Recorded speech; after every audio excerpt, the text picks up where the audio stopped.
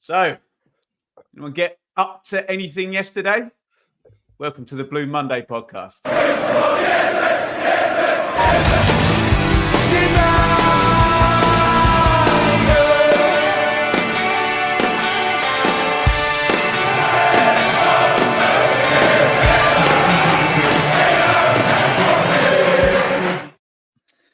Well, this podcast is named after a day of the week and a lovely song, which has the main hook, Mikey. How does it feel? Ipswich Town are in the Premier League. How you feeling? Well, a little bit hungover, but otherwise on top of the world. I'm so happy. All of my dreams came true yesterday. Craig, did you ever imagine when you must have joined the podcast team at the lowest point? We must have been in League One when you joined. Did you ever think you'd be making the show? And I can only imagine that's why I was brought in, to add a bit of sunshine and lightness to all proceedings as we were getting beaten 3-0 by Wimbledon and Northampton and the likes. And funnily enough, I was chatting to my mate Glenn yesterday, and he always asks this question. He's always asking, in our lifetime, will we ever see Ipswich in the Premier League? He's always one of those sort of question guys. In our lifetime, will we ever see it? And we're like, God, maybe not. Maybe in our kids' lifetime, they might, if things change and things go our way, then possibly, maybe. But you just could not see it, could you? You could not see it.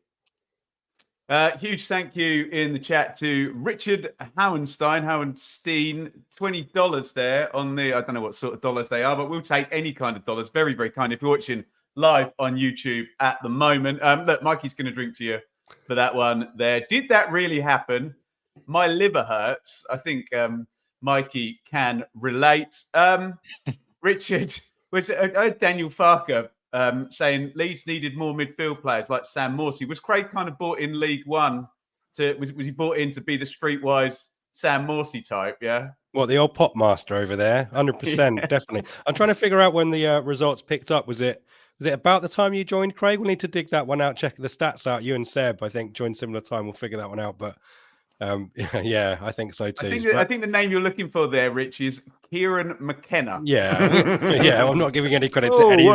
This panel is getting no credit for this whatsoever. No. Yeah, staggering, isn't it, mate? And just as like my own story, from this morning, and a symbol of how weird this is. Yesterday was kind of washed over me a little bit. It might have been the early start of the Greyhound and a lot of alcohol. But it didn't really impact me until I watched the game back this morning, and over my cereal, I had tears running down my face. It finally processed and sunk in. And I don't know if that's my body recalibrating to for 12 hours without alcohol, or actually being such a huge moment as it is in all our lives. I hope it's the latter, but I think it's still going to take a while, Ben, to figure out the magnitude of what we've done. And obviously we're here to talk about it, and maybe this will help. I think the magnitude is literally, it sounds like I'm making this sound like some massive highfalutin political event. The magnitude will be years to come. We'll figure out what on earth has just happened over the past 2 years. But what on earth has happened over the past 3 minutes is there's hundreds of you here watching. Welcome to the Blue Monday podcast. I keep saying it. I've run out of superlatives. The podcast we never, ever thought we would make. The fact that I can say these words: Ipswich Town beat Huddersfield 2-0 at the weekend to secure automatic promotion from the EFL Championship. And believe me, I've studied the EFL Championship for years and years and years. And this, Mikey, is not normal. We'll get into the the kind of magnitude talk that Rich was suggesting. But there was a football match yesterday. I probably took in, I don't know, about 3% of what I'd normally take in, whilst kind of being in a fog of emotion, nerves, and just trying to figure out what the hell was going on. But Huddersfield came to town, already relegated. And if you were scared, because we've been trying to big up Sorba Thomas's set plays, well, he's obviously one of the ones with the bad attitude that maybe our friend Neil Warnock, more from him later. And someone told me before the game, Ben, they've changed the keeper. I'm like, oh, really? And they had as well. So there's going to be one of Craig Fimbo's Sunderland throwing the towel in type things here. But here's your Huddersfield lineup, Mikey. Maxwell, Edwards, who, I'll leave it to you to describe his physical state at the moment. Big old boy, isn't he? But very good technical player. I quite liked him. Andy Reid-esque. Who was that lad who played for Luton? Steve McNulty. Looked like a Sunday League player, but he could play. Yeah. Michael Hellick, Matty Pearson, both very handy from set plays. Jackson Turton, Rudoni Kasumu-Wiles, Healy Ward.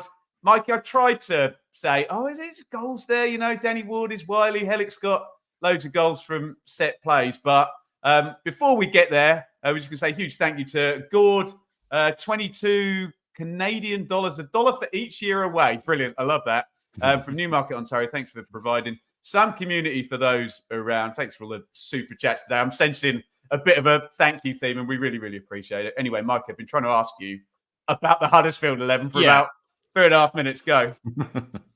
So this Huddersfield team, I was quite impressed by Huddersfield when we played at their place early this season. But I remember on the day not really recognising many of their players, considering that they've only been out of the Premier League for 3 or 4 years. Anyway, I think somebody said in the chat, Lee said, if we'd handpicked an opponent to play on the final day, it would have been Huddersfield. It was all perfectly set up. Personally, I didn't even really feel particularly nervous before the game once I sort of got there, because it's a really difficult game to play at high tempo when you don't have anything riding on it. And the only thing I was maybe slightly concerned about, because of listening to the excellent pre-match show with Rich and Seb, was we could concede an early set piece and concede there. I wasn't particularly scared about... I had a denial of an obvious goal scoring opportunity and a red card for us in 3 minutes. That was what was happening in my head. Yeah, but that's just not us these days, is it? Like we don't do that sort of thing anymore, Ben. Like we're that perfect balance of fired up, but also just calm, calm and collected. And I think the only time maybe when we've panicked this year offensively was against Maidstone, and that was because it was a complete freak and we should have been 6-0 up after 14 minutes. But yeah, I don't think there was any danger of that happening this time, and especially only needing a point, so we thought. I felt pretty calm about this one, and I didn't really... My eye wasn't drawn to any of those Huddersfield players, really. I know Ward's been kicking about for a while up front for them, but he doesn't score a huge amount of goals, does he? But yeah, just avoid any silly mistakes early on. Let's not concede any set pieces. And I think in the end, I don't even remember Huddersfield having a corner. Overwhelming. Craig, you're going to get to talk about the Ipswich team in a minute, but the donations are flying, and we really, really do appreciate this. Jack, 10 quid on the super chat. They're long overdue donation for all the brilliant work and content your team delivered. As reliable as a Leif Davis dead ball. I will take that. James, 20 quid. Wow. Thank you so much, James. I recognise that name for sure. Supported Town since 2006. Never thought I'd see the day we get promoted to the Premier League again. Enjoyed listening to the pod since day one. Thanks for all the content over the years. One more, Craig. Sorry. Rando, 1, 2, 3, £10 on the super chat. I love you all, guys. Overwhelmingly kind. We really, really, really appreciate all of this. Craig, your Kieran McKenna week, which we talked about, your 3-game week, planned out to the nth degree. He knew what this lineup was going to be 21 days ago. I didn't. Here it is. Fladkey in goal. Tuan Zabi retains at right back. No Clark. Wolfen and Burgess. No Edmondson. Leif Davis, of course. Luongo, Morsey, Hutchinson, Chaplin, Burns, George Hurst up top. Before you answer, Mark, thank you so much. £10 on the super chat. Thank you for a great podcast as always, and a massive thank you to Dave Diamond for the Blue Monday hoodie since the MND diagnosis. And I'm sure anyone who saw Mark's tweet at the weekend in a very emotional weekend was very moved by that. I certainly was. Craig, the 11.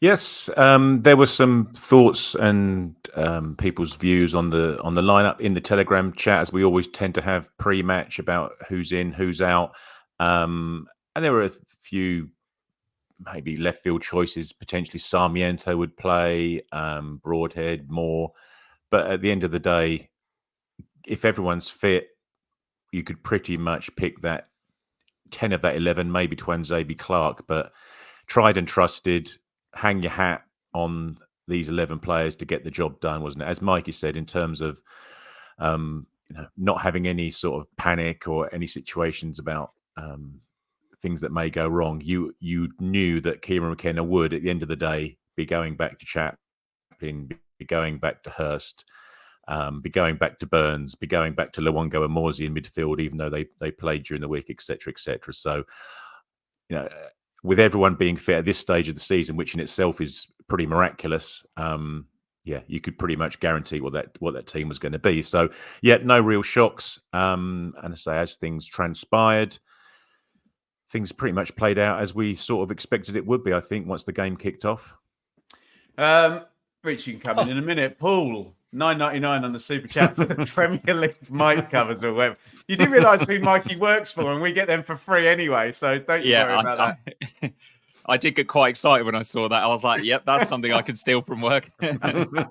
Guys, absolutely overwhelmed by the donations. Richard, I mean, you sit down in the North Stand, don't you? But I have the joy with no? Stand up. Sorry. Oh, okay, you know what I mean. I had the joy, as would Craig have, of being able to just look out over this atmosphere. Beautiful sunny day, proper end of season kind of look to it. Amazing atmosphere, and something we haven't had for years. The people in front of the boxes reporting on goals going in. And before we get to our goal, Rich, just complete dominance despite my nerves, some missed chances, and Leeds going behind. Yeah, it's spoiler alert, but it's such a strange situation having sat through 3 consecutive years of Ipswich chasing something down rather than having it in their own hands and hoping that other teams will do us a favour and ultimately them screwing up. I'm talking to you, Blackburn. I'm talking to you, Wolves. I think it was against Bradford, was it? It's been so, we've been so used to not being in the driving seat, and Coventry put us in that situation and made life much more stressful, much less stressful. But I think all of us expected Southampton to have given up the ghost. I know you and Joe had a bit of a debate last week, didn't you, about which Southampton will turn up? And we were all kind of hoping it would be the one that needs to give their form a kick up the arse before the playoffs and maybe give Leeds a game. But all of us, I think, expected Leeds to come out of the traps and just go for it and remove any doubt from their situation. And they didn't. And in fact, Leeds concede before we take the lead, and the whole ground, you can feel it, Ben. It's like a Mexican wave of noise coming around. But simultaneously, I think Connor Chaplin's having shots from range. I think Wes Burns is played in a very similar situation, wasn't it? To the obviously closer in for the goal, but kind of slotted in, through on goal. Quite similar actually to the circumstances around the Exeter goal in the second half that makes it 6, and agonising wrong side of the post. But Ben, eventually, the territory, the possession, the chances will pay off. Oh, God. I'm going to spend my whole time reading donations. You guys are happy birthday incredible. To Ashley, by the way. It was Ashley's birthday on Saturday. Wow. What a day. Ashley's been here every week, hasn't he? Bless him. $9.99 a Super. Much love for an amazing podcast, an amazing season. I think, did I see another one come in as well? Forgive me. No, that is it. And as Rich has just set up very nicely, and the uncorking of the tension bottle, so to speak, Mikey, I was just getting to the point of, Leeds had equalised now, hadn't they? And it's like the chances are just going a little bit awry, and exactly what we needed to settle the nerves. What a moment, what a goal, what a noise. Yeah, and I just had my big moment on Sky Sports main event as well, singing Leeds Are Falling Apart. Classy. Juvenile. So Amari Hutchinson wins the ball high up the pitch. He seems when he plays on the left, he's even better at winning the ball back in the final third. And it's something that all of our attackers have done so well, especially in the last few weeks. We always talk about how good Sarmiento is at getting the ball high up the pitch, and that's exactly what Murray Hutchinson did. And he drives forward, plays the ball into George Hurst, who immediately runs towards goal, but sort of reads it quite well, sees that he's not going to, his lane to the box is sort of blocked off. So he turns back round, lays it off for Connor Chaplin, who had just played that beautiful ball in behind for Burns, and he skewed it wide. And this time, I think Burns just thought, I've just got to get my head over the ball and just hit the target. And I think he aims at the goalkeeper's legs, which you're quite often told to do, especially if you're struggling with a little bit of confidence in front of goal. He just drove it really hard and low. And although it was near post, I don't think the goalkeeper had any chance. And yeah, I slung my sausage roll onto the pitch. I was really misbehaving at this stage. Made it past the 6-yard box. And yeah, everyone was just going absolutely wild when they, incredible moment. And I think anyone that was feeling nervous up to that moment probably wasn't feeling too bad after that. Romeo, wherefore art thou, Romeo? Thank you so much. 9.99 on the Super Chat. Keep up the great work, Blue Monday team. Consistently brilliant this season. Dave, a QPR fan. Thank you. Congratulations. Thank you, Dave. You made this happen. We should be giving Dave £5, not the other way around. Congratulations. We'll now go and smash it in the Premier League. Becoming your players. Did yourself proud. And Paul, who I often see walking from, what's that posh place called? Where he parks his car. I won't reveal that. Thanks for 22 quid on the Super Chat, Paul. Thank you so much. Thank you for being with us on this long journey from pod number 1 to where we are now. What a community we have. Guys, absolutely overwhelmed by the donations today. Thank you. Thank you so much. Craig, Mikey has summed the goal up, and Southampton then go 2-1 up. And the bloke next to me, who actually used to be the mayor of Colchester, I'll give him a shout out tonight. The bloke who's got the season ticket next to me is very similar to me. We're equally curmudgeonly and grumpy, and how can we possibly lose this and mess this up? And I said to him, you're going to shout at me now, but we are 6 points clear of Leeds at the moment. This is going better than you possibly could have hoped. And the next thing he says was, yeah, we just need to be 2-0 up before half-time, and I'll agree with you. But take me into half-time, Craig, just really controlled, way more calm than most of the fans. And yeah, couldn't have been better, could it? No. And sort of as Mike was talking about the Huddersfield team and not really seeing much threat there, as soon as the game started, you thought, crikey, there's not much of a chance we're not going to get a result here. Once Huddersfield started to play and they really weren't getting into our half, and when they did get into our half, Burgess and Wolfenden were just sweeping stuff up, and it was just the entire game was being played in the Huddersfield half. And as you guys say, it just needed that one goal to unpop the cork, shall we say? And so when that went in, I didn't immediately stand up and shout and scream. I just sat for a split second and just exhaled to say, and I think that's all it would have took. Seeing that first 20 minutes of the game, it would just have taken that one goal, and the sooner we got that one goal, the better. And once we were in front, then yeah, it was pretty controlled, wasn't it, Ben? As you say, it was more a case of how many we'd score than Huddersfield scoring, and the results the other side in the other games were going our way. As you say, it was a nice little flashback to seasons past, back in the Burley days of those playoff games where there'd be a little corner of the ground somewhere which has got, well, back then it would have been a radio signal before everyone else, but there was a slight little patch at the top of the Churchmans, right in the far corner at the bottom near where the away fans are, and they went up first.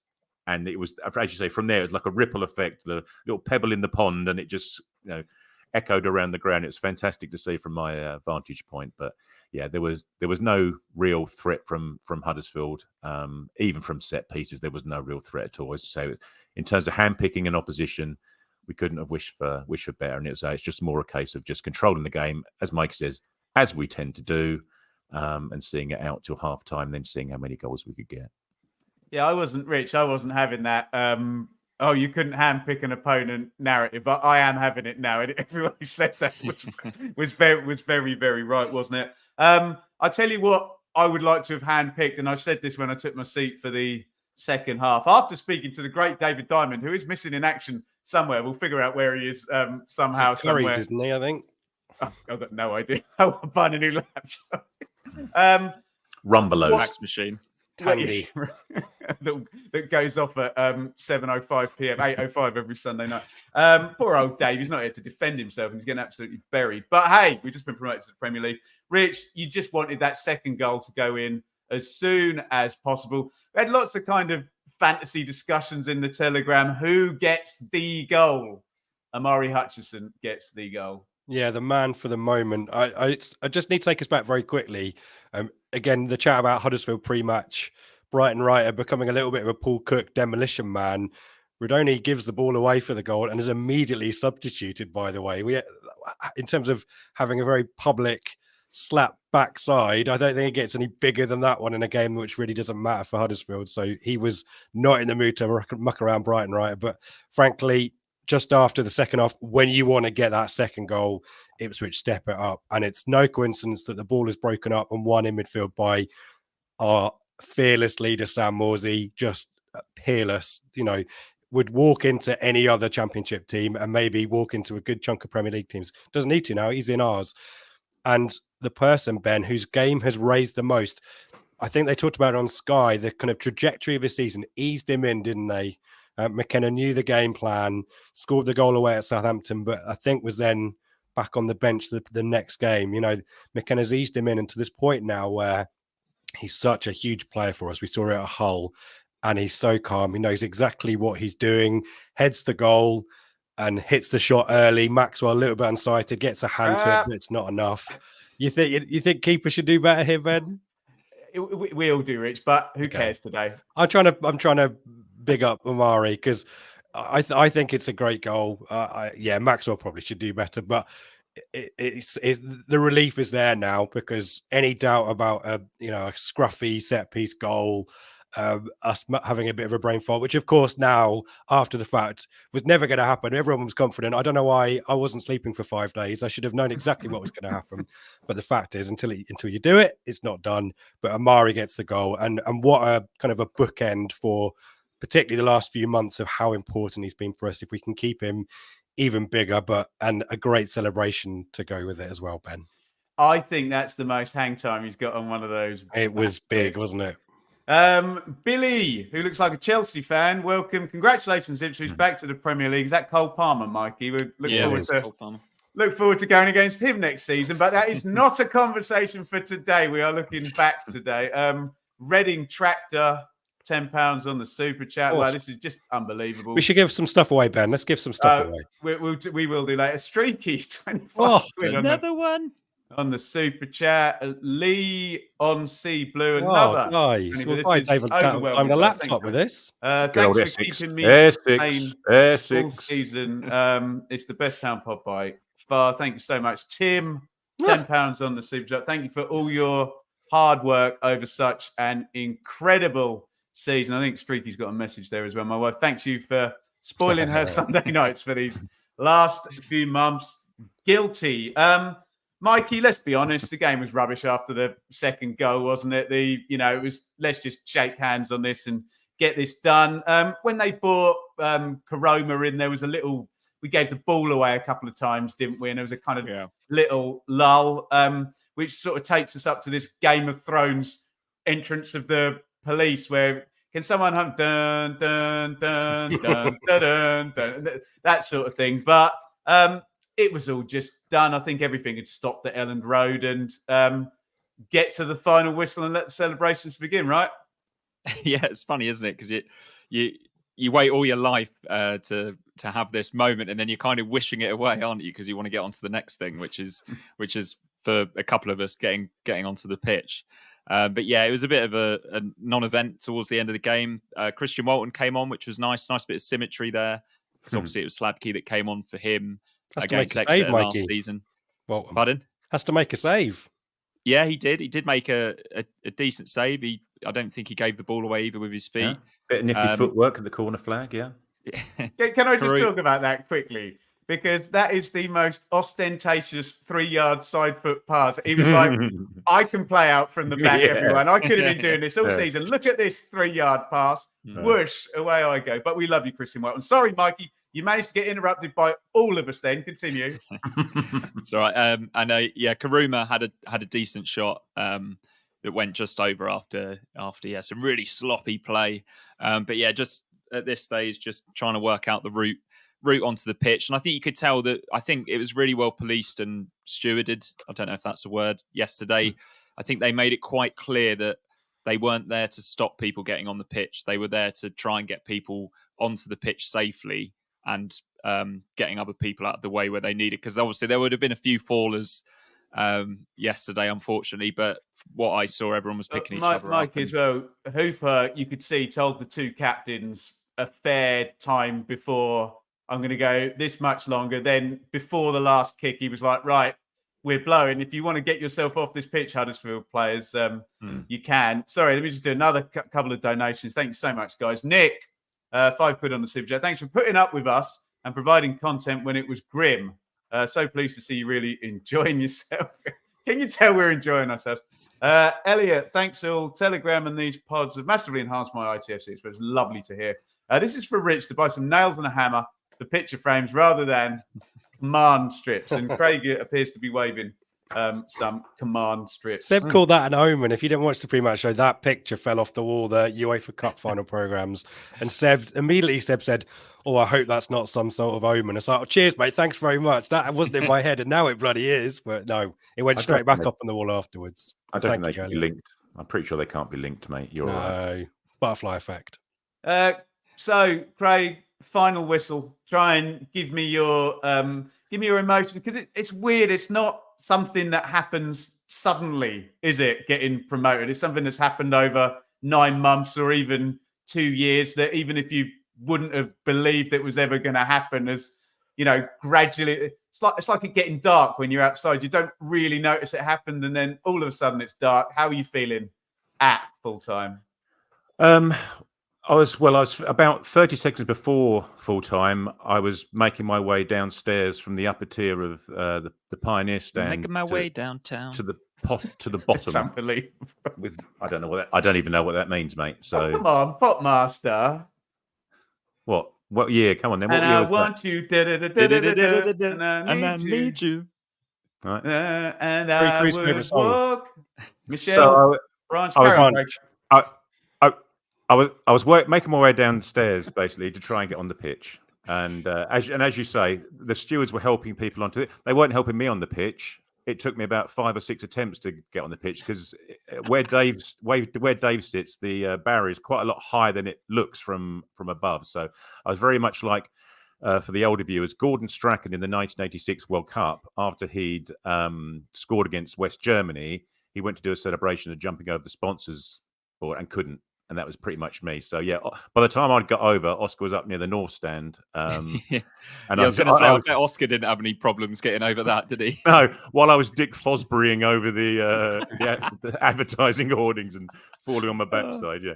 So anyway, yeah, it was just fantastic. And it was nice. There were so many people on there, and it was all good-natured. And the Huddersfield players just wandered off. You know, they no fans were interested in them. The Huddersfield coaches were walking off. The Ipswich Town players were absolutely loving it. Luongo was having a selfie with every single person he could find. Edmondson, Joe Bears, indeed. Joe Bears, yeah. Yeah, Edmondson was having selfies. You know, Sarmiento and Morsey, everyone was on shoulders. It was just a lovely, lovely atmosphere. You could tell the players were, even the fringe players were getting fully involved with everything that was going on the pitch. There was no booing from crowd. Well, I could hear booing from crowd. I'm sure. Apparently, Mark Murphy was telling everybody to get off the pitch after 10 seconds, but you could not hear it on the pitch. You could hear something was being said, but you know, for all we could tell, he was just shouting "Blue Army" with the wrong intonations. And yeah, so it just carried on like that, and it was just a fantastic, lovely atmosphere, flares, songs. Each player was having their own individual songs in their little ecosystem of people that were hanging around them.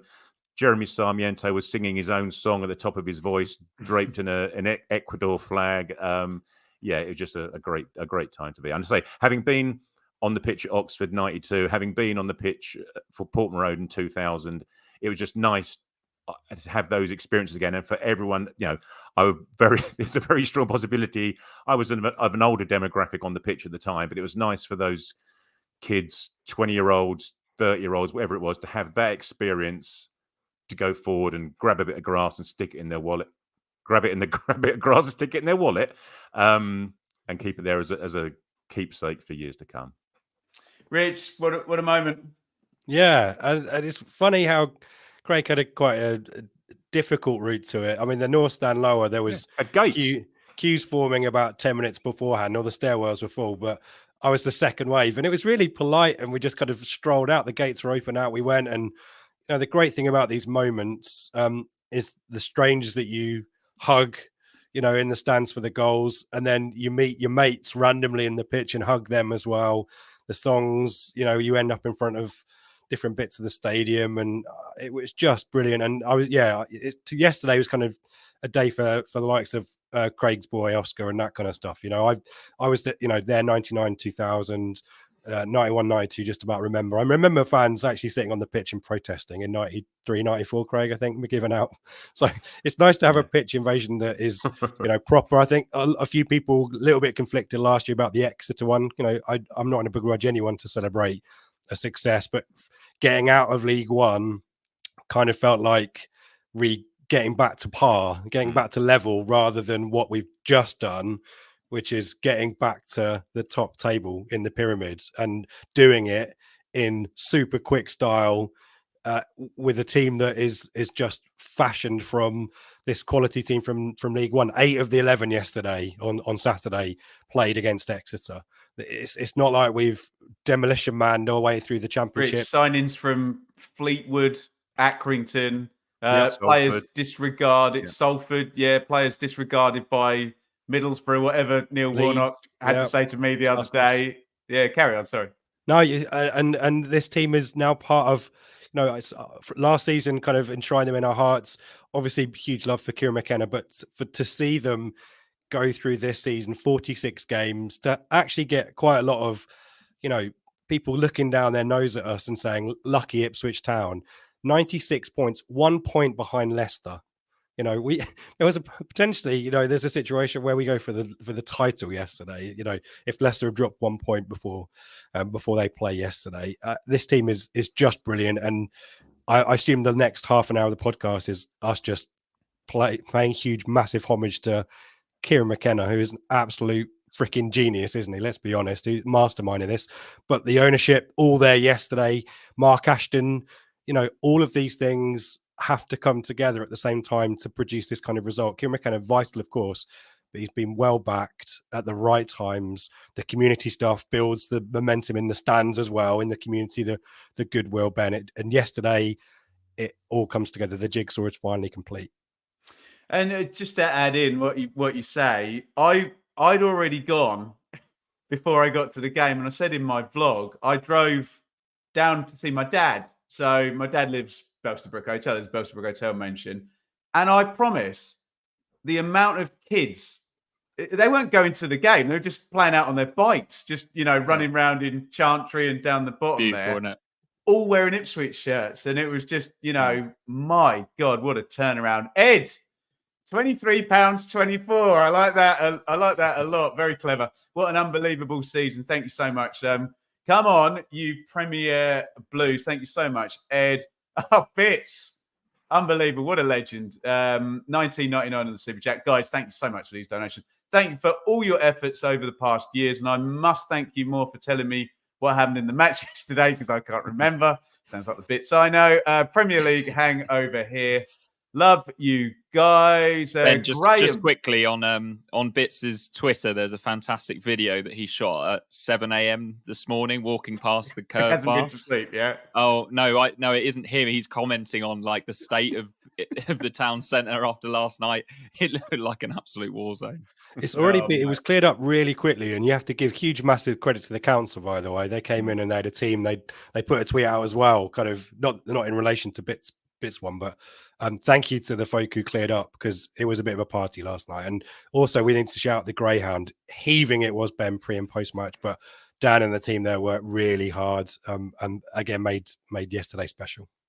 Graham Saffery, £10 on the Super Chat. Thank you, Graham. Thank you for your amazing coverage this season. Watch the game in Huddersfield. Interesting. Everyone in the bar was cheering when Town scored due to, you can imagine the rush. couple of words say there. Billy, our Chelsea friend, has super chatted again. Thank you so much. Don't want to give you a preview of what Palmer will do to your defence next. Again, that's a conversation for next season. We're looking forward to Cole Palmer and Erling Haaland. And I'm looking forward to the pre-match, Ben. Yeah, if you don't get if Palmer doesn't get you, then someone else will. Sterling will get you. Oh, blimey. Right. Guys, thank you so much. I think we've managed to get through the game. We'll go to your questions. And if you've just got memories because it only happened yesterday, but significant things from yesterday that you want to tell us about, we'll happily read those out as well. But it is my utter pleasure for the last time this season. I'm going to bring up the fucking championship table, everybody. And I'm going to get us demonetized, but I don't care because we had 1 million donations and I'm really chuffed with that. Oh my God, look at that. Leicester City. Sorry, a big apology if you're listening in the van with the kids. I do apologize for that. F-bomb, I'm a bit emotional. I got a bit carried away there. Leicester City, champions on 97 points. Ipswich Town, not just second place, but 96 points. One of the best championship totals, during that 100-point club. You're one of the best championship teams ever. Not far off it at all. Leeds miss out with 90 points, which is a hell of a total. Southampton finished fourth with 87 points. And my championship nerdery will tell you 86.4. Finish above that, you normally get second place. And 87, where I come from, is above 86.4. Just unbelievable. We'll talk about the significance of the table and all of that good stuff in just a minute. We've got loads of questions coming in. So for the final time this season, here is a message from our friends at Innovation Labs. Apologies for my language 1 minute ago. Innovation Labs, providing co-working and innovation hubs across East Anglia. We're the perfect place for remote workers, freelancers, startups, or innovators to do business. Our unique member network creates extensive business development and collaboration opportunities. Hot desks are available from £20 a day or £99 per month, with business coaching also available from £50. Innovation Labs, turning your ideas into multi-million-pound businesses. Located in Stowmarket, Ipswich, Sudbury, with new sites in Thetford, Norwich and Kuala Lumpur opening soon. Hedge Fun, 1999 donation on the Super Chat. Thank you so much for all the good times and the bad. Thanks for being there. Mikey, are you able to process this yet? The scale of the achievement, not just back to back. I know Norwich and Southampton did it. They did it pre-parachute payment era, and this may go down as one of the toughest seasons. When you go and ask a Leeds and Southampton fan how tough this season was to get promoted. Again, Richard already mentioned it's a team with players signed for 60 grand from Fleetwood and from Salford. Are you able to process the magnitude of it yet? In a word, no. It's just absolutely outrageous, really, isn't it? I think a few of us thought we could challenge for the playoffs this season. I think I predicted that we'd finish about 7th or 8th, because I really thought we were going into the season with momentum and we had players that could step up and find another gear. And obviously we have a world-class coach that just seems to be able to get the best out of everyone and collectively as a team as well. But yeah, it is just absolutely incredible what we've done. I'm struggling for the words. Not particularly coherent, am I? I didn't get much sleep last night. I've eaten a lot of bad food and drunk a lot of beer the last... Just cry. That'll be great for the views.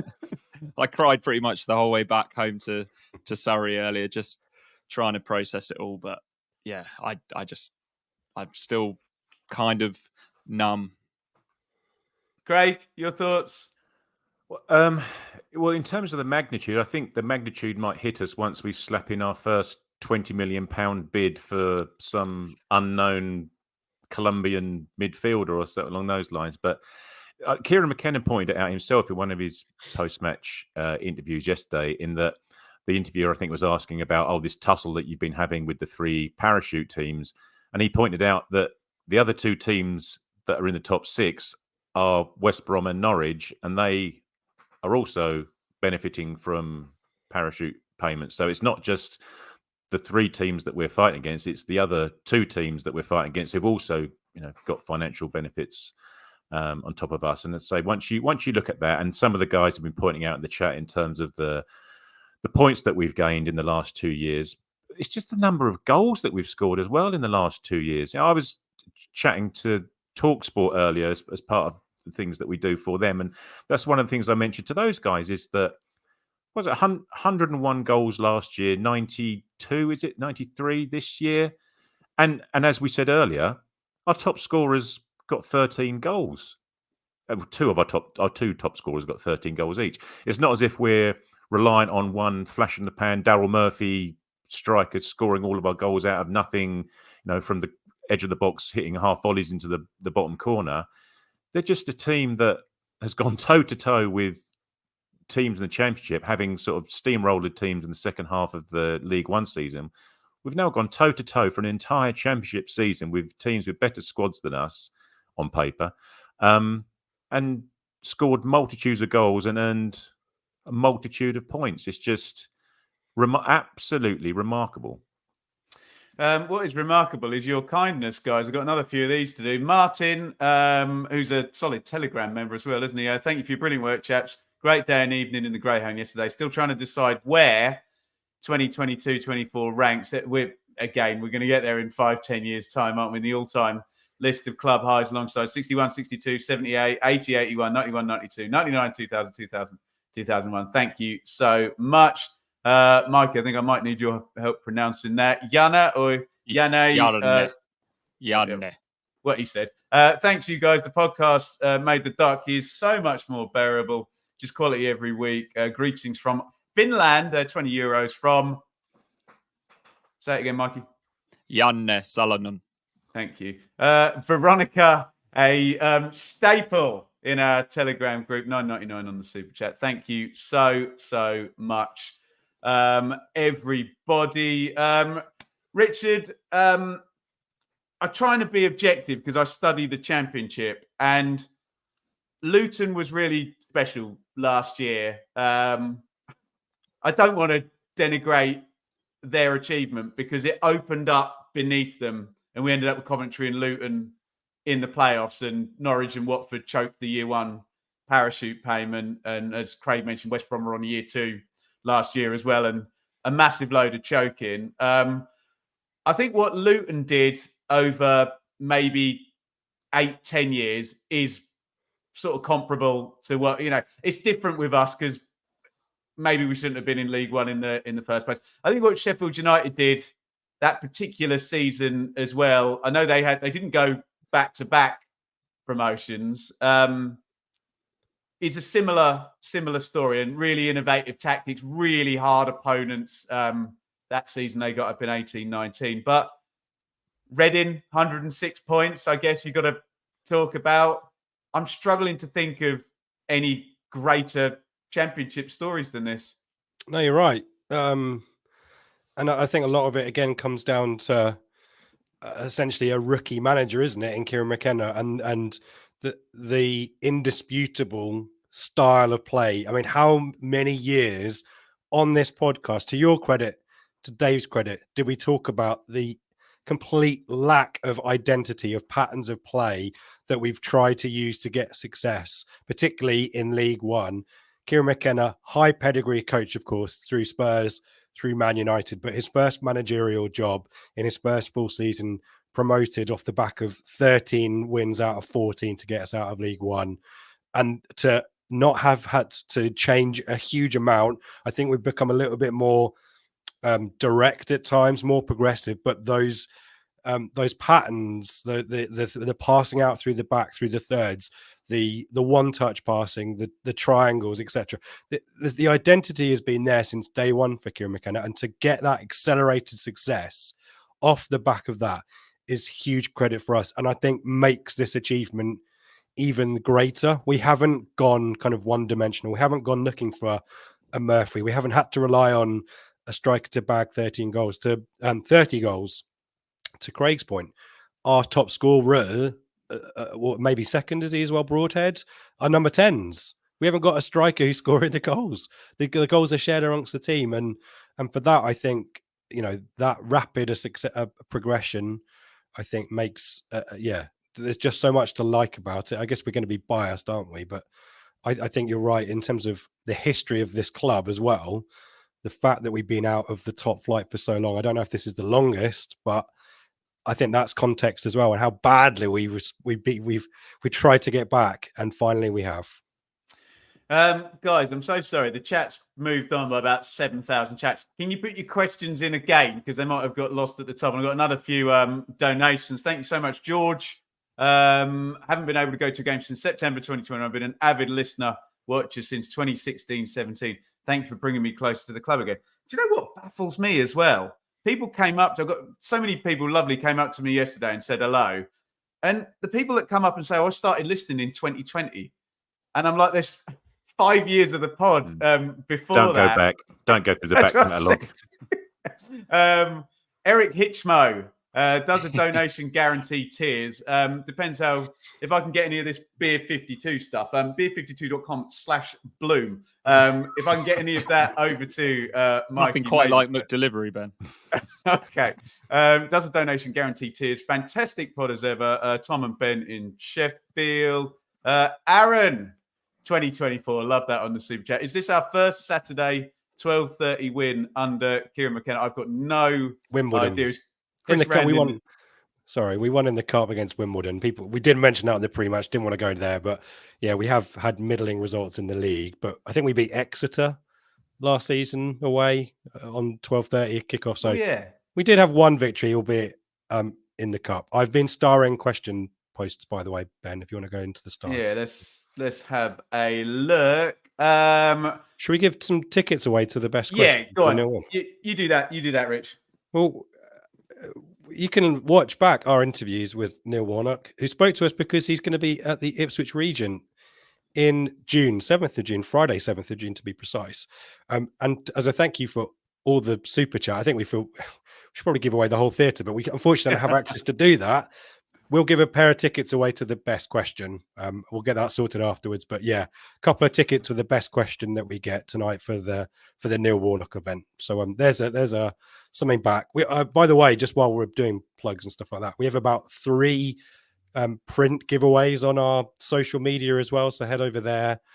Innovation Labs want to do some stuff as well. More details about that next week. So we'll hopefully some great content, but we'll put some stuff out there because I think we feel like we want to give some stuff back to you guys as well, frankly, because we wouldn't be here if it wasn't people listening and watching. So yeah, Neil Warnock tickets on their way to someone who asked a great question.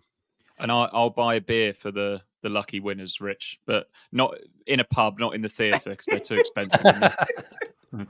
Little tub of ice cream with a wooden spoon in the lid. A couple of cans of Carling coming someone's way. I love that. Other beers are available, especially from your friends at Beer52, beer52.com/Bloom for your free books. Rob, what content from Blue Monday during the summer? We'll get our heads together and we'll figure out what the plan is. I can see your hand, Rich, and put it down. It's like I'm back in school here, isn't it? Hey, all right, I'll come to you in 5 minutes. Yeah, exactly. Guys, like one of those kids. No one likes that kid at school who's got his bloody hand up, aren't you?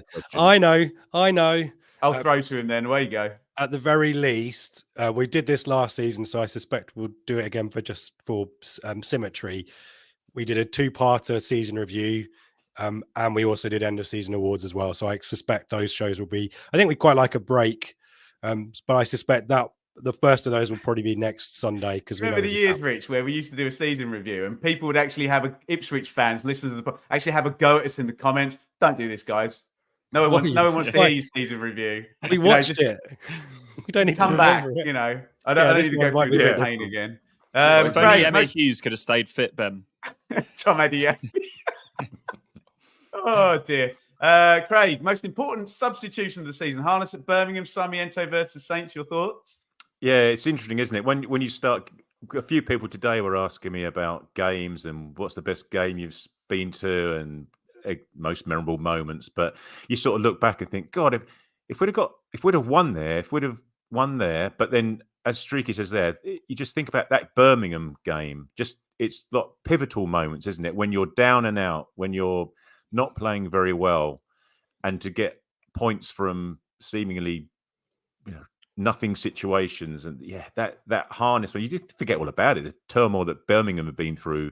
They've been through 4 managers since we drew 2-2 away at their place. So you can name those. You could name the late winner against Bristol City, can't you? There's been so many this season that you could tick off, and they're all as well. Actually, as it transpires, we didn't need quite so many points, did we, to beat Leeds? Yeah, everyone's going to have their favourites, but I just think towards the end of the season, they obviously accumulate more and get magnified a little bit more, don't they? So that Southampton game, I think, is going to take some beating. Yeah, I agree with that. Horse Hollerer, $20 on the super chat. Brilliant. Thanks for everything, gents. Have a great summer. There was another one. Neil Johnson, great content all season. $9.99 on the super chat. Hit the mark every time, guys. We are overwhelmed and chuffed with your donations. Really, really kind. Bits. Is Mikey the best presenter that Blue Monday have? Possibly in his current state, Mikey. I would say no. Yeah, and I'm pretty sure it's just Bits and Diane Rose Smith that actually share that opinion. Paul, we'll go to you with this one, and Mikey. What was the moment when promotion was really on? For me, it was Leif Davis's goal against Bristol City. Yeah, I think I'll go back a little bit earlier than that. Sam Morsey's winner at Watford, I started to think this could really be on. Yeah, that was back in early December. That was one of the highlights of the season for me. I was on my honeymoon for Sarmiento's injury time winner against Southampton. But yeah, there was a period after that where I started to doubt it. And even, I'll confess, ahead of the whole game, which wasn't that long ago, was it? Looking back 9 days, weekend, I said that... 3-game week. I said that my instinct was that we were probably just going to fall short, but it would sort of be a glorious failure. But then as soon as I saw that performance against Hull, I started to really, really believe again. And I was fairly confident going to Coventry. And as I said earlier, full faith going into yesterday's game. But yeah, for me, probably the first time it really felt real was that Morsey goal at Watford, because things just seemed to be going our way. And obviously that was before the George Hurst injury as well. It's a great question. And we don't have to get divisive about this. We'll go to you, Richard.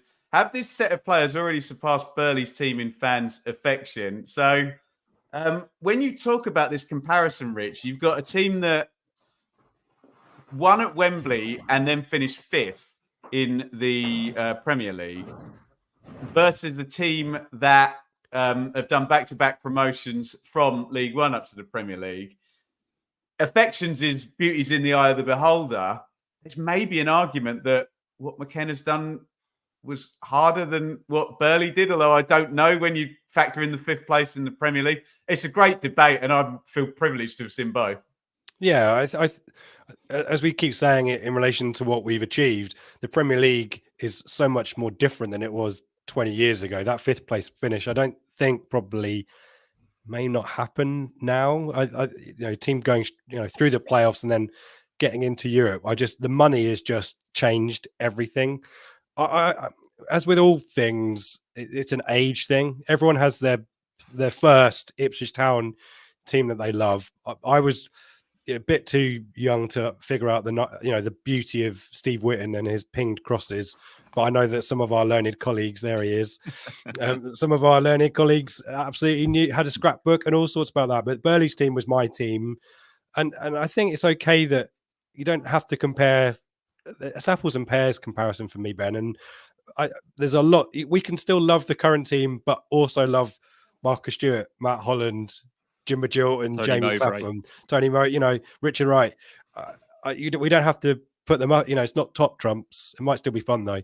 But I think just because this team has come through together, and it's all kind of around Kieran McKenna, who I think possibly is the most loved Ipswich Town manager.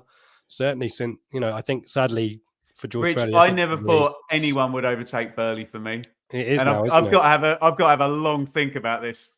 I think McKenna's up there, mate. Yeah. Amen.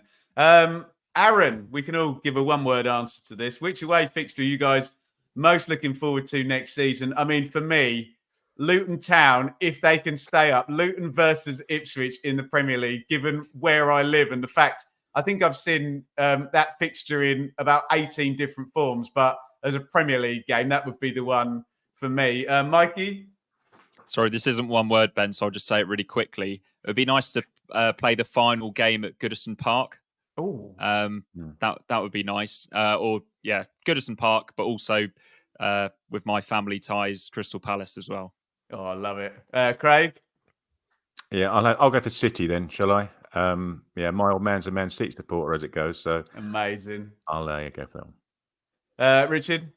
I'm looking forward to the McKenna derby, Man United at Portman Road, because we generally do okay against Man United at Portman Road. So I'm going with that one. I thought you were going to say Coventry in the cup, but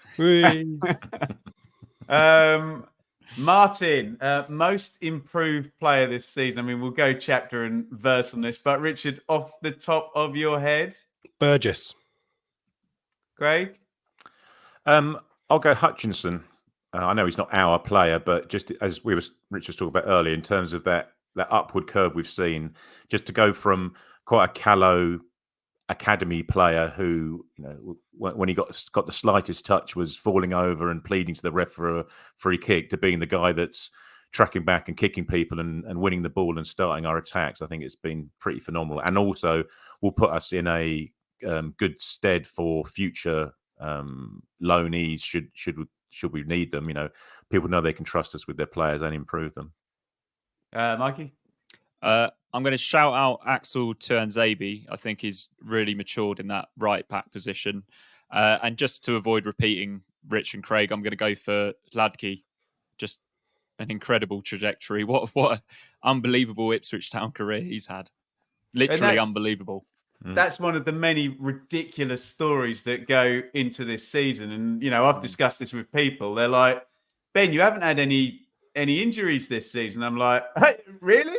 Because our number one goalkeeper got injured and the reserve has happened to step up and play the entire season and pinch his shirt off him. There we go. Questions. Nick, which single championship player would we buy? I think Johnny Rowe, if he had some release clause that was really low, would be very satisfying, wouldn't it? Mikey? Can you come back to me? Flynn Downs, there you go. There's one. Okay, yeah, I like that.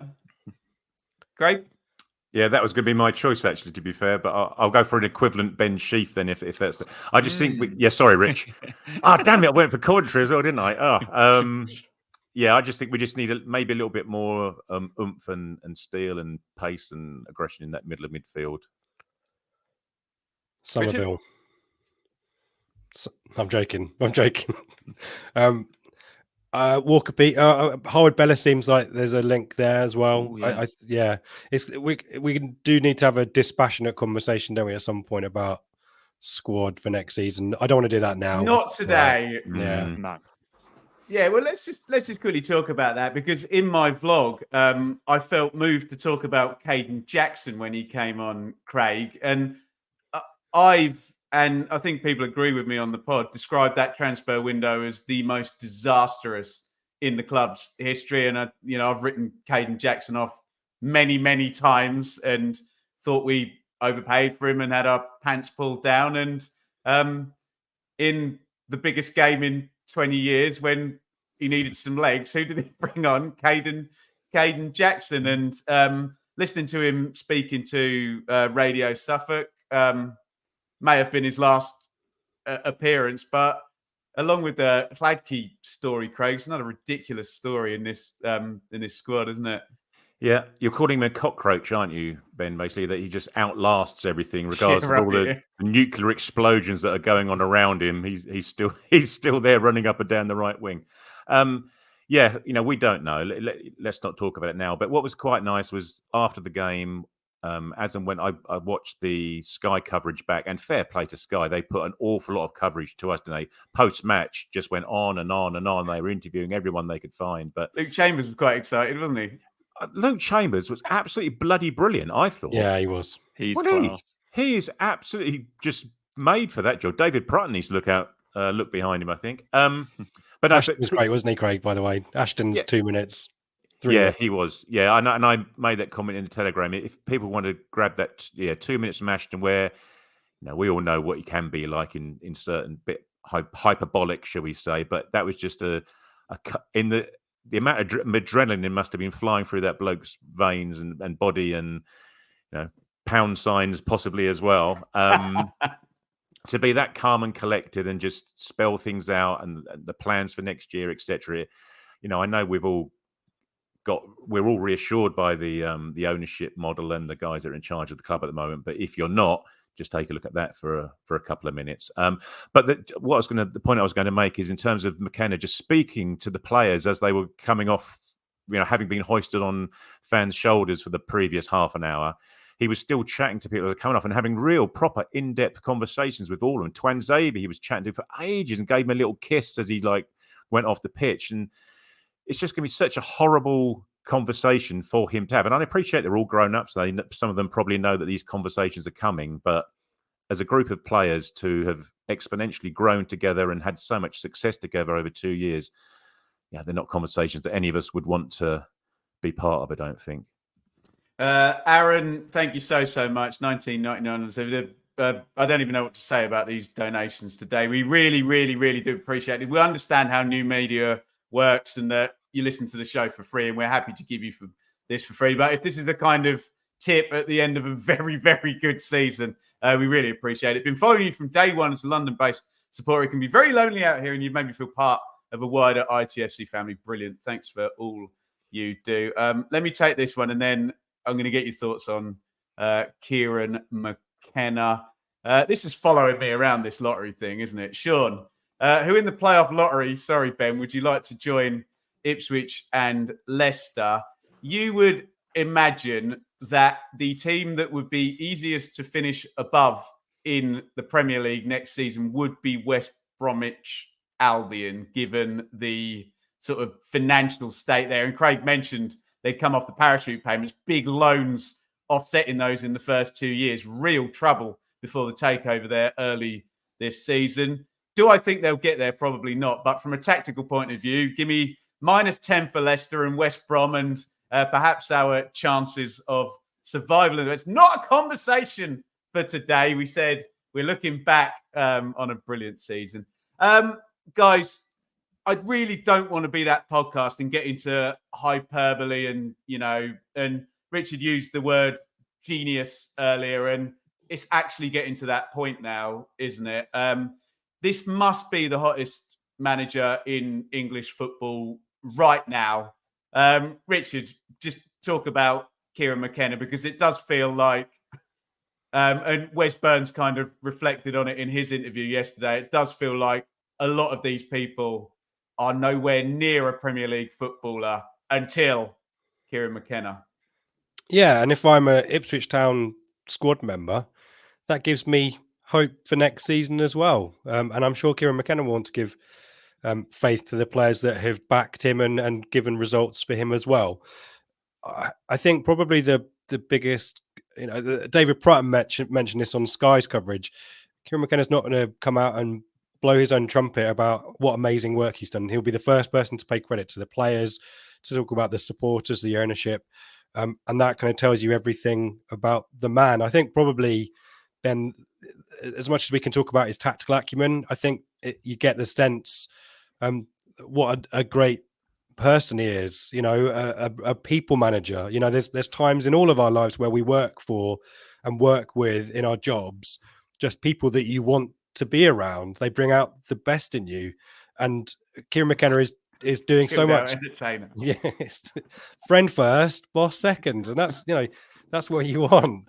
The fact that he is just so tactically astute and is meticulous is of course important, but actually there's a culture, there's a community feel around the club, both inside and out, and it feels to me like Kieran McKenna's bought into that. He understands the history of the club, doesn't patronize the supporters. So there are so many different facets to why it's so easy to love him, Ben. Not just the tactical stuff, it's everything else. Craig, a word on Kieran McKenna. Yeah, look, it's no longer luck or chance, isn't it? If it happens once, he was, as we all know, we had a quite an extensive budget in League One and pretty much played up to that, didn't we? Certainly in the second half of last season. But to carry on that momentum and carry on the style of play and carry on the volume of goals and the volume of points into a second season in the Championship against all odds with the squad that we've got, man for man, player for player, it's just ridiculous. And the cat's out the bag now, the genie's out the bottle, whatever you want to say. Everyone knows. If they weren't sure before, you can be pretty sure they're damn sure about it now. Well, Mikey, my brain's kind of gone, oh, okay, he's pretty good and he needs to be somewhere in the top half of the Championship because then, he'll be less inclined to leave us. And then as this season went on, it's like, if he doesn't get promoted with us, he is gone. And now he's with us in the Premier League. It felt like he was going to be a Premier League manager sooner or later. And it does almost now feel, as Craig pointed out, this was the only way he was going to be a Premier League manager with us right now, next season. Just sensational. Yeah, just brilliant. And the longer we have him, the better shape we're going to be in long term, because he's not going to be with us forever, let's face it. And I think when he does eventually move on, he's going to move on with all of our best wishes, and we'll probably be rooting for him wherever he goes. But yeah, the longer we can keep hold of him, the better we'll be. The better we'll be at recruitment, bringing through young, talented players. We're going to make money as well from these players that he's developed. So yeah, we're in such good shape now, and yeah, just absolutely incredible man as well, isn't he? Not just a fantastic football manager, but just an incredibly empathetic, just top bloke. Top bloke and top podcast, top season. Thank you guys so much. We wanted to make today reflecting, and let's be honest, there was no script. Just enjoy the moment. And I'm taking the words of the great Kieran McKenna saying, look, if you can't have one podcast not looking ahead and just enjoying this. As Rich said, we will be across Premier League stuff and loads of your questions about, squad, who do you want? Who do you think we're going to get? And I think someone said in the Telegram, when the fixtures come out, we'll be across all of that. It's going to be so exciting. We're already being asked to talk to this Premier League thing and this Premier League thing. So there's going to be loads and loads of link ups we can do for you. But we would love to have your feedback. What do you want to see in terms of content? If we can push the envelope a little bit more. Guys, the season's been overwhelming. Your support has been overwhelming, not least today, where we've just been deluged with the kindest donations. And it's just so kind. And we always say, we didn't do anything. We just fans like the rest of you. We're talking about the same things we'd be talking about in the pub. And it's so humbling, all the people that have supported today and came up to all of us, I'm sure, on a very emotional day yesterday. I was hugged many times, put it that way. Richard, last word from you. Yeah, we're going to have to sort out another way to give away the Neil Warnock tickets. So many questions. Carnage. Sorry, folks. We'll do that some other way, but thank you, everyone who got a question in. Very quickly, enjoy it and just watch how things evolve. If this is your first Premier League promotion as an Ipswich Town fan, the whole place will look different come August. It will be a totally different level. Let's embrace it. The money that comes through the club because of this is going to be huge. I was at the women's game today, got 900 through the gate. Really great attendance for them. I took my niece to her first ever game of football today as well. Bless her, 4 and a bit years old, loving it. And that's what these moments are about. And I've heard this said a few times. I would just want to repeat it. When we got relegated at Liverpool 2002, there would have been people expecting us to bounce straight back and hoping and believing that would be the case. And some of those people haven't been able to see yesterday, haven't been able to see Saturday. So this is for them as much as it is for all of us as well. Let's enjoy the summer, guys. And thank you everyone for your support. It's been a fantastic 46 games and plenty more from us to come. Before you get the last word from Craig and Mikey, I'm sure we'll have many disappointed listeners who haven't got to hear from David Diamond tonight, podcast founder. Here's the last word from David Diamond. You can see the fabled Blue Monday WhatsApp group. Of all nights, laptop appears to be effed. We'll keep trying. Can't believe it. Seemingly a general BT issue. We'll follow on YouTube. I'm watching. David, we love you. And you've been with us since the beginning. And we feel appropriate that we should be able to mock you in your time of need here and give you the last word there. Craig, last word from you. Oh, sorry, just quickly before He's got his hand up again. From Dave. This is really important. We need to mention this. Ben and Dave started this thing. It's a shame Dave's not here to enjoy this moment, but we'll hear from him next week. Next season is season 10, guys. Season 10 of the Blue Monday Pod. So Ben and Dave started this and where we are now. Thank you, everyone. Huge numbers as well, by the way. So thank you, everyone, for your support. It's been just amazing tonight. Sorry, guys. Craig, you can sign off now. Can I? Just to echo what Rich said about the support that we've had in all of these shows that we've been doing. As you said, Ben, so many people came up to me yesterday just to say hello, shake a hand, say thank you, etc. We're not doing anything. We're just a group of blokes who just happen to have a chat, and it's the same chats that everyone's going to be having with their mates in the pub, etc., etc. But yeah, just enjoy it. As Rich said, if it's your first Premier League experience, then it's going to be something new. It's not our first, it's my third Premier League experience, but it's a completely different beast to what it was the last time we were there. I don't think any of us know quite how it's going to hit us or change the club, etc., etc. It's just going to be one hell of a ride. So yeah, strap yourselves in. Testimonial year for Ben and DD. That DD's thinking of some tax-free money there, isn't he? Hey, for a testimonial. There you go. Last word from you, Mikey. Yeah, I've been very reflective today, quite emotional, just looking back at all of the games that I've been lucky enough to be at this season and realised how many different people I got to enjoy Ipswich Town with this season, and that includes you boys. Everyone's so invested in it again, and obviously success does attract people that maybe had drifted away or maybe follow two teams, dare I say it. But everyone's back now, and it's a much better place and a much better football club for it.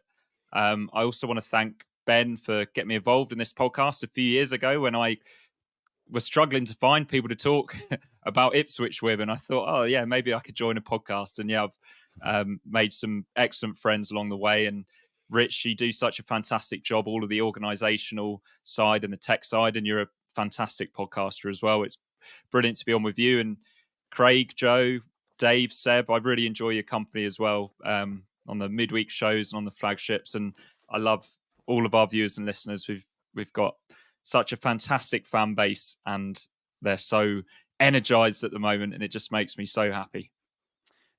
And from me, at the end of the last podcast, I asked you all to hold up one finger in the air to signify the 1 point we needed to get. I'm going to give you another instruction today. I don't want one finger. I want you to take your 2 feet, and I want you to stick your 2 feet up on the sofa and get ready to watch the playoffs, because Ipswich Town aren't in them because they have been automatically promoted to the Premier League. Fact.